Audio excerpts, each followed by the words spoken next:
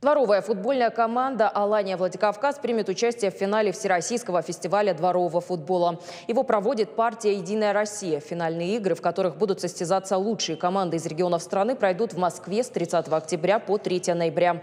Всего участвует более 1000 мальчишек и девчонок из 69 регионов. Ребята из Владикавказа упорно боролись за право поехать в Москву на отборных матчах.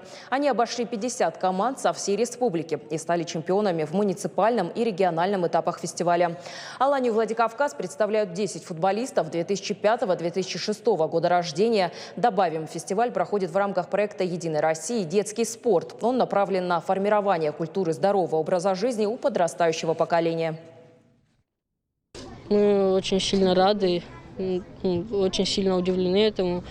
Команды были сильные на этих турнирах, но все-таки «Алания» все равно сильнее. Расскажи, с кем в финале играли?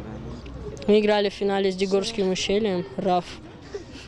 Они тоже сильная команда, выиграли их.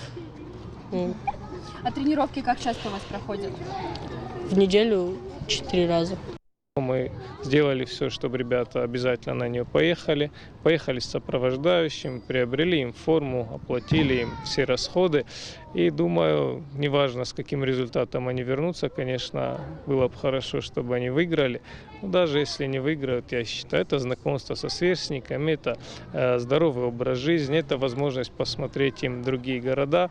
И стараемся всегда поддерживать наших детей, особенно вот в таких начинаниях, которые связаны со спортом, с культурой, с искусством. Вот это один из примеров.